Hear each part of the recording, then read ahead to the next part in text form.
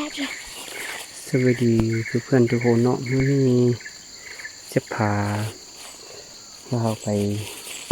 กระดักนกเนาะเอาตัวนี้ไปนะเบอร์5เนาะเบอร์4มา5เนาะโอเคครับนกมันจะมักบินแถวนี้เนาะเพราะว่าลมมันเป็นให้แล้วแถวนี้มันเป็นป่าบ่อนหนึ่งน้อยนี่มันจะมักบินแถวนี้เด้อ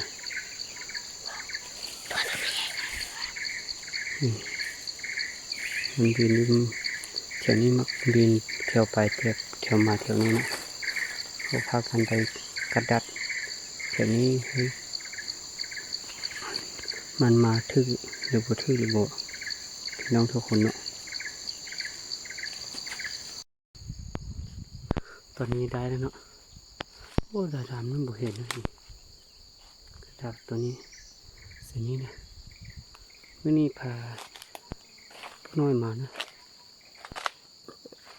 ร้านเซเบิร์นนี้เพราะว่านกมักบินแถวนี้เนาะนี่ดำเนาะบ่อยากเห็นแจ้งนะเสือไม้ตัวนี้เมื่อนี้พาเด็กน้อยมาด้วยมานำเด็กน้อยคนนี้ไปแล้วไปล่อยิงนกเดี๋ยวจึงมานะยังสามน้อยนี้แล้วนำเดี๋ยวอยู่ร่วมพุ่นละไปชัวไปทางกลับดัดโอ้ยได้แล้วนี่ไปนะได้2 ตัวไปตัวนึงน้อยตัวนึงเยอะมือได้เด้อลองจับไหมน้องกล้านะน่าตัวนั้นเราที่ตัวนี่ได้เลยนี่ตัวนึงอยู่หันตัวลงเอาลงเดียวเด้อ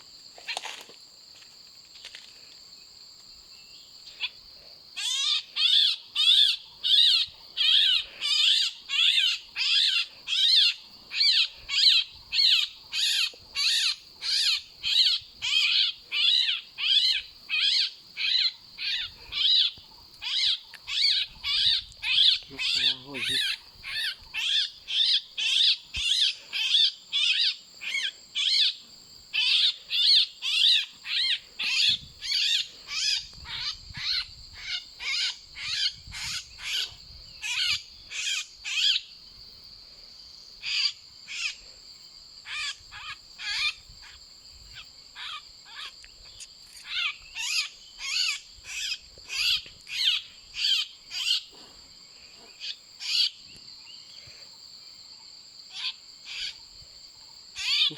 ได้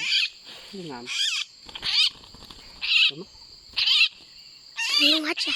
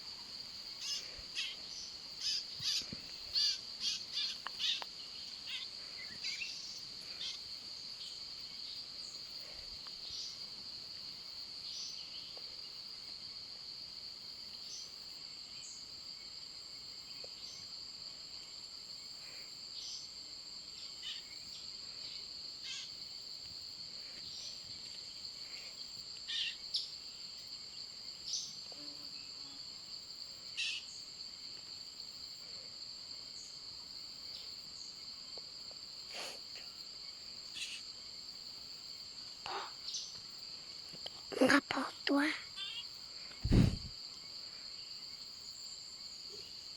ได้ดินี่ไงผมไม่ได้โดนแล้ว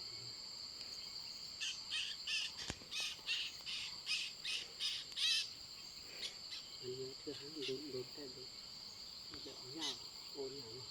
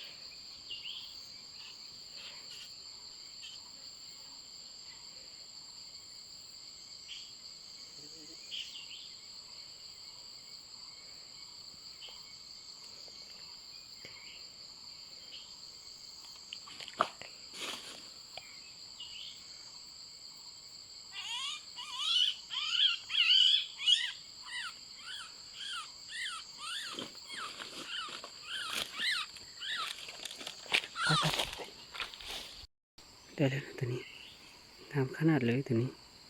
วิจักน้อย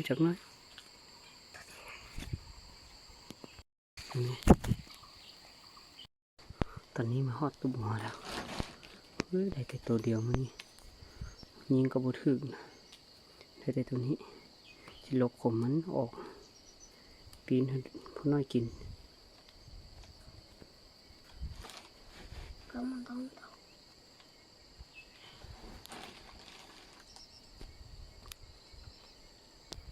ผู้น้อยได้ตัวนึงนี้ก็ดีใจแต่ดีใจว่า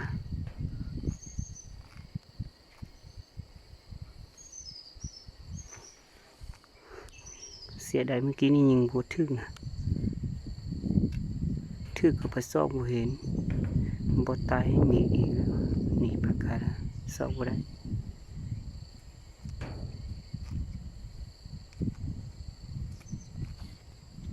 ตอนนี้กำลังมาฮอดมันหารังระดับเลยนะพาเดียวไปเริ่มได้บอก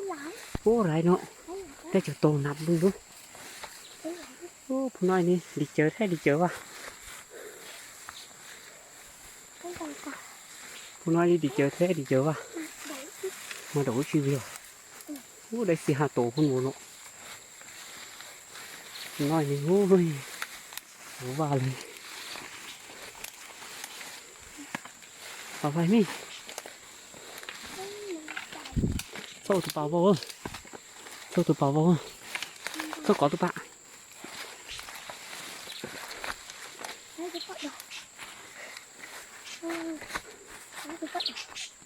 นี่สั่งนี่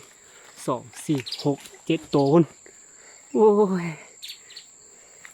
ดูดิ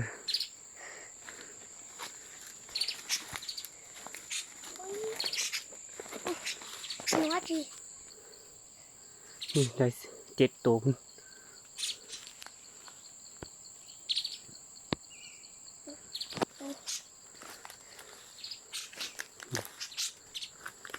ตัวหนอกตาใจอีตัวใจจ้วงตัวถังมั้งสูงคุณน้อยเอาไปได้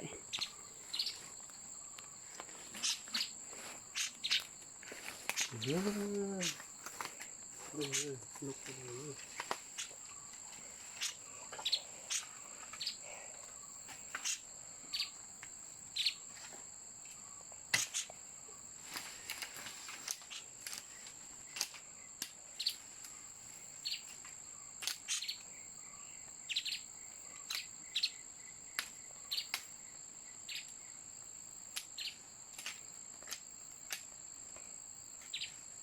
เอาตัวนี้ก่อนเนาะ